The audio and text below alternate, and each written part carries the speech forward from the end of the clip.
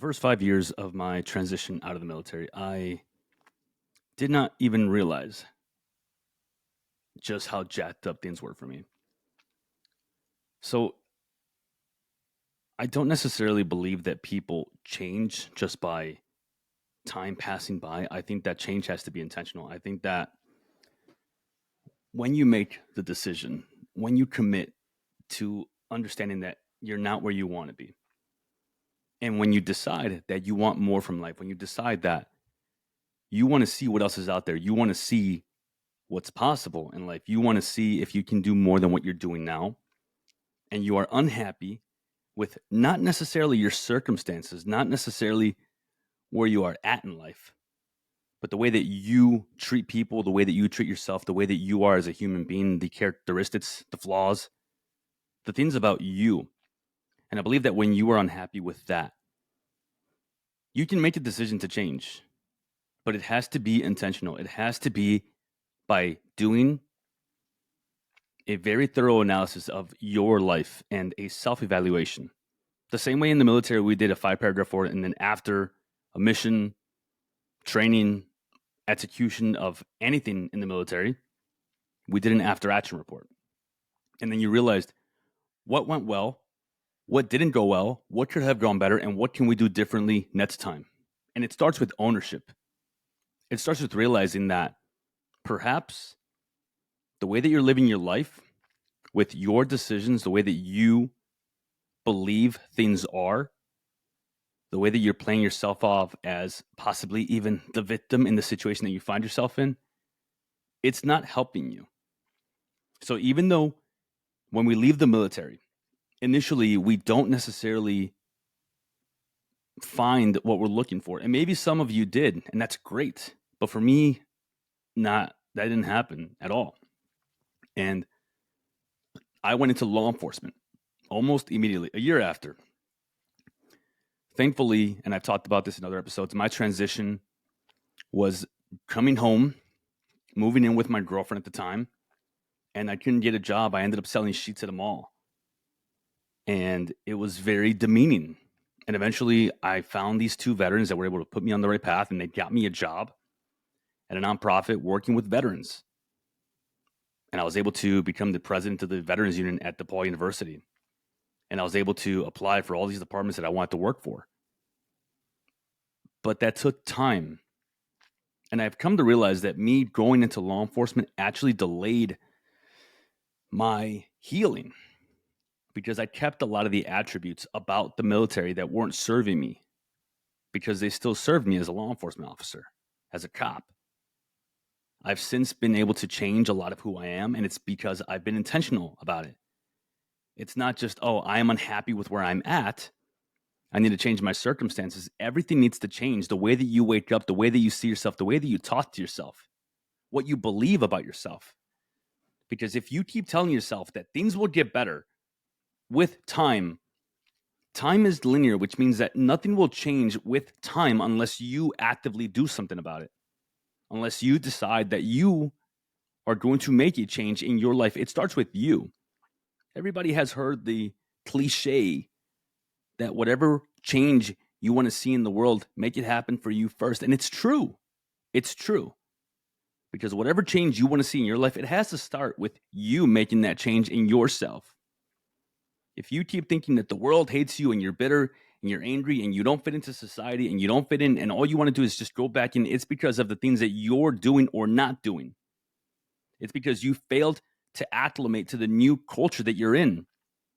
I've said this before. Veterans don't come back into society. We were never a part of society. We joined when we were 18. We didn't know anything then. I didn't. And then we leave and we make best friends. We make lifelong connections. It becomes our everything. And then all of it is stripped away just like that over a weekend. You leave and you come home and you're not coming back into society. You don't know what it's like to have a resume, to apply for a job, to make friends differently than you did in the Marine Corps or in the Army or the Navy or whatever branch you were in. You don't know what it's like because you've never participated in life that way. You were in the culture of the military is very different, and you know that. So failing to come home and acclimate properly by being intentional, by dropping the ego, by understanding that you need to be humble and you have to learn and absorb as much as you can, and not letting your mentality be the thing that holds you back because you tell yourself that you deserve this or you deserve that, or you should have it easier, or people should understand you. When we come back with the attitude of feeling like everything should be easy for us because we are veterans and we are very capable, absolutely we are. But we have to be capable in adapting, in improvising, adapting, and overcoming whatever situation comes our way.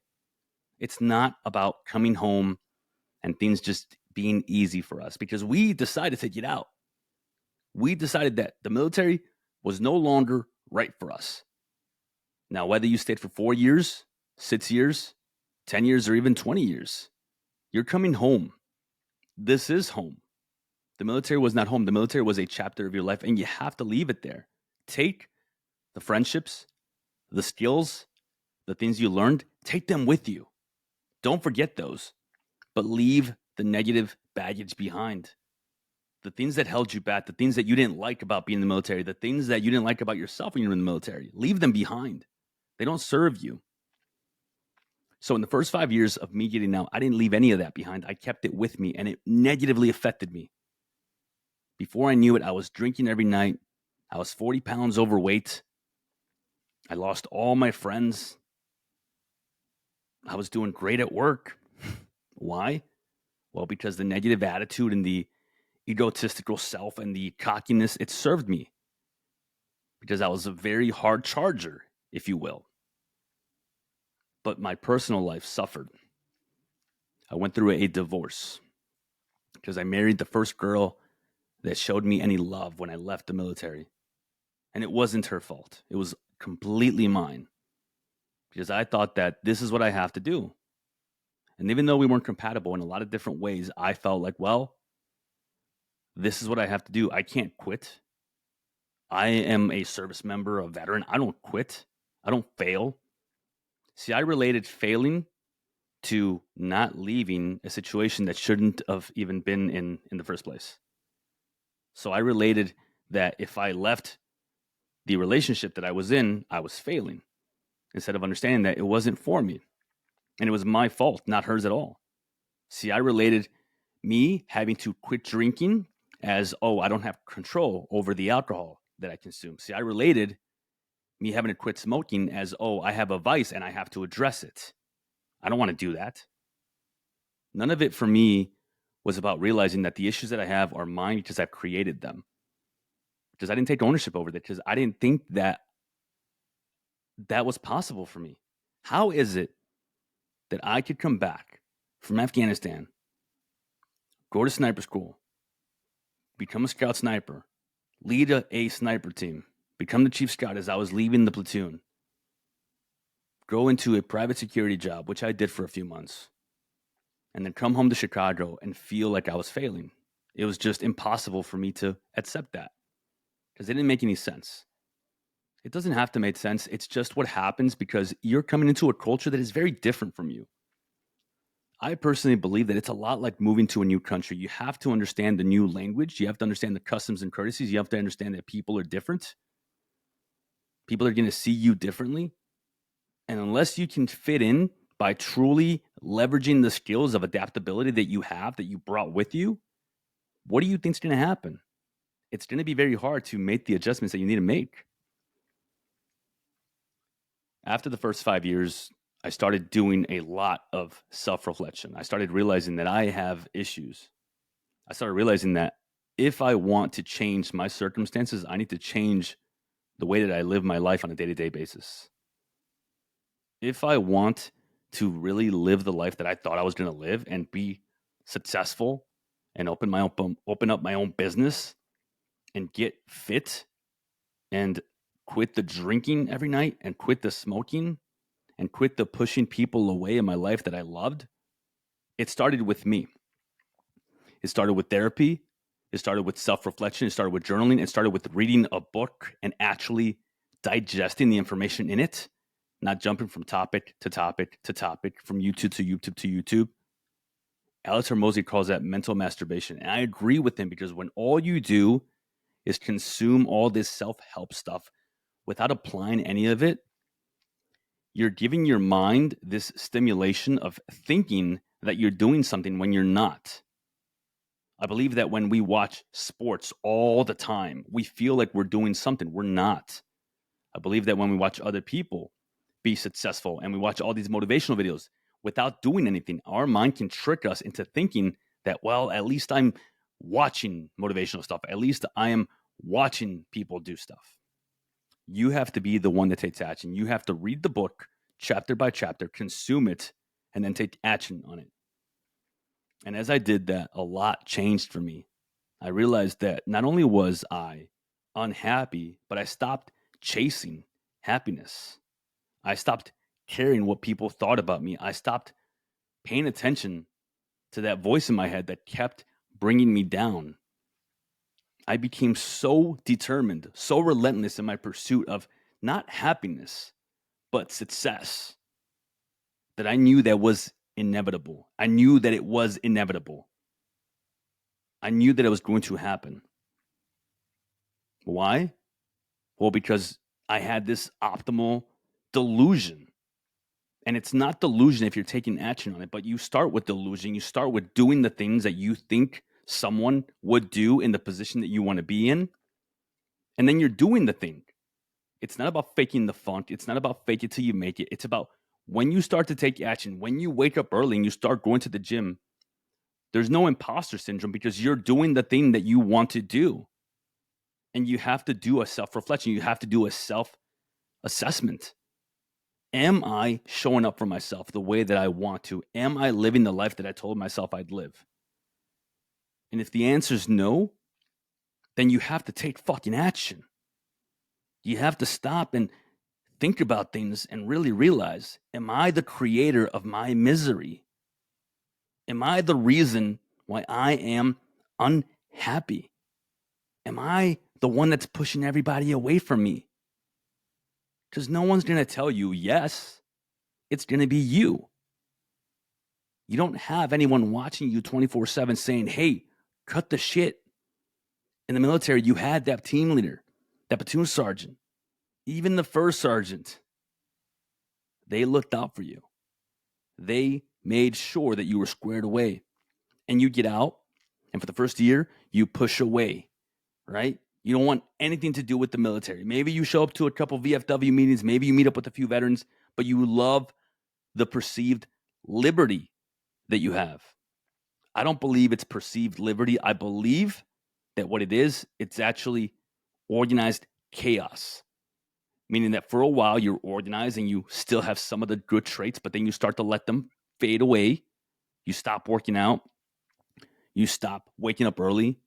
You stop doing the things that actually benefited you in the military. And before you know it, you have gone down a path that it's very hard to come from on your own. Very hard to come back from on your own. When we do that, when we allow ourselves to go down that negative path, our mind suffers, our body suffers, and before you know it, the people around us don't want to be around us. They want nothing to do with you. It's because of your actions, because of your attitude, because of the way that you talk, because of your dark humor that you use 24/7. And then you blame them. It's their fault. They don't understand you. They're the assholes. They're the ones that don't accept you for who you are. It doesn't work that way. You have to become someone that people want to be around. You have to become someone that you want to be. Change can happen. It doesn't happen overnight. But when you flip the switch, the decision to change, to stop feeling miserable, to stop feeling sorry for yourself at all times, it does happen like that.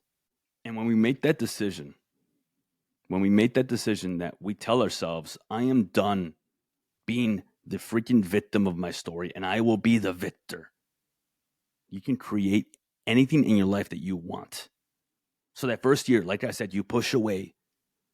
You don't want anything to do with anybody, and you have this honeymoon phase where you're out and you get to be free and you can do whatever you want, and you can smoke weed if you want, you can grow your beard out if you want, you can wear whatever you want, you can eat whatever you want. Nobody's telling you what to do because you thought that the imposed discipline from the military was imposed by somebody else, but it wasn't.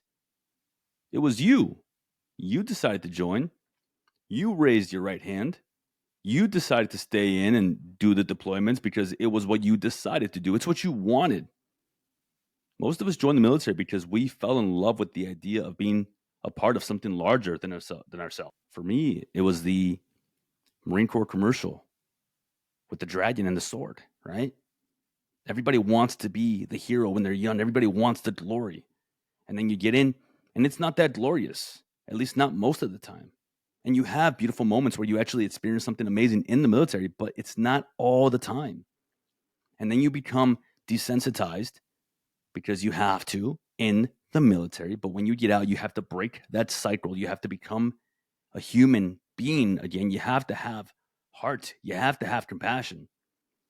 I'll tell you what, being an alpha male and being a warrior, it has nothing to do with being compassionless, with being heartless. Those things are not the same. Being an alpha male, in my mind, means being capable, having discipline and devotion, and raising the sword when you need to, but not carrying around with you at all times, pointing at everybody. The knife hand, the military jargon that you use with people who don't understand it, the way that you get angry because people don't show up on time and you start judging them, or the way that you get angry because civilians are this way and society is messed up. Take ownership over yourself. Stop worrying about everybody else. They are not in your platoon. You are not their team leader. You are not responsible for them. You are responsible for you. Because when you show up for yourself, when you actually start giving a shit about what you present to the world, the rest of the world will start to align the right way for you. The right people will be attracted to you. They will come into your life. But it won't happen if you keep being that asshole veteran. It won't happen if you keep being that bitter, salty veteran. And after that year, what happens, right? We miss the military. We start wearing all these 511 shirts and we start wearing all these cargo pants and all these military hats. And that's fine. I have my own military stuff that I love to wear because it's a memory, right? But when people wear that 24/7 and all they do is hang around with veterans and all they do is go on Facebook and just talk shit on social media, in the private Facebook groups, that negatively affects the veteran culture. Because when people continue to perpetuate that mindset, it is toxic. And other veterans will soak that in and it will become part of who they are, even if they've been out for a year or less or even more. And then no veteran believes that, oh, well, I guess I can get help or I can speak up or I can be a little bit vulnerable or I can share that I'm going through something or I can share that I feel lost. I can't share that because if I do, I will be ridiculed because nobody else does it. And I have to be this veteran that has it all together. That's not the way life is. You get it together by understanding that you don't have it together.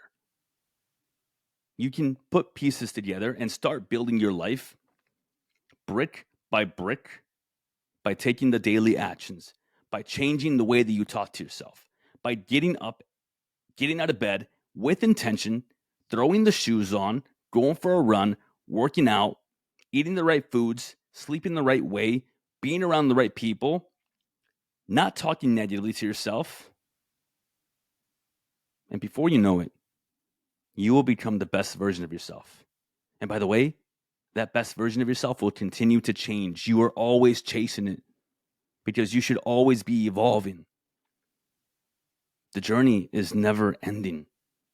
Self-help never stops. And when you start going down the journey of self-development, other people will be inspired by you. Whether you know it or not, they are watching. Whether you realize it or not, you inspire other people. In the same way that you can inspire your peers, your friends, your family, society, you can also let them down because they expect something from you.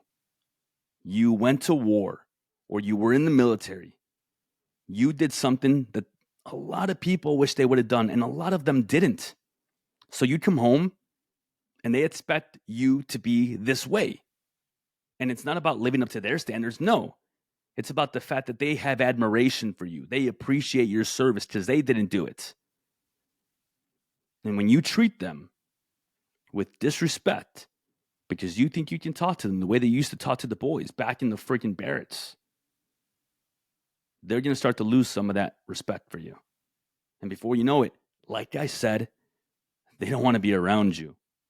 And instead of you realizing that, well, the reason why they don't want to be around me is because of me, you tell yourself, well, they don't want to be around me because they're freaking weak, soft, nasty civilians.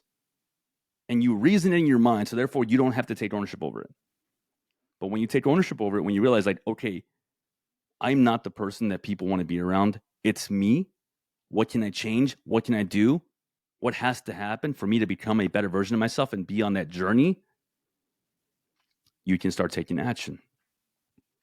And the self-development journey doesn't end.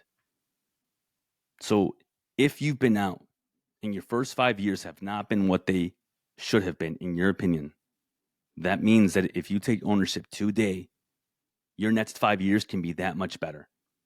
You can change the trajectory of your life just by making the decision that you're in charge, that you get to tell yourself what type of attitude you have. You get to tell yourself, what do you do with your day? And when you fail, it's only failure if you don't get back up, if you allow that to be the thing that destroys you. But you've been through harder shit. You've done more stuff in the military. So why would you allow the small circumstances that used to not bother you all of a sudden be the thing that destroys you? Think about that for a moment. When you were in, let's just say that you got back from Iraq or Afghanistan or a deployment on the MEU or Okinawa or wherever you went, and you came back, do you remember how much you appreciated life here? Running water, thermostats, friends, food? All of that had this renewed value for you. And we forget what it feels like because we take it for what? We take it for granted. Life is beautiful. There's no reason to be bitter. People are bitter because they don't want to be better. They don't want to work on themselves. They want to feel like it's everybody else's fault. It's society's fault. Because if they let go of that bitterness, they have to look themselves in the mirror because it comes from inside. And a lot of people have trouble with that. A lot of veterans have trouble being honest and telling themselves that the reason I am drinking every night, the reason why I can't hold down a job, the reason why my wife left me, the reason why my kids are scared of me is because of who I am. Look around. If everybody is looking at you differently, you're likely the problem. But guess what? When you take ownership over that, when you tell yourself, I am not who I want to be, you can start making different decisions on a day-to-day basis to become the person that you want to be. That's where it starts, with acknowledgement. Acknowledging that things are not where you want them to be. And when you do that, it doesn't have to take you 5 years. It doesn't even have to take you 1 year. You can start working on that immediately. Whether you've been out for a year, whether you're not even out, you can take the information that you're hearing here and in other places, and you can start doing something with it. Don't allow your past to be the thing that keeps you stuck. Don't allow your mindset to be the thing that keeps you from moving forward. Become better, not just bitter.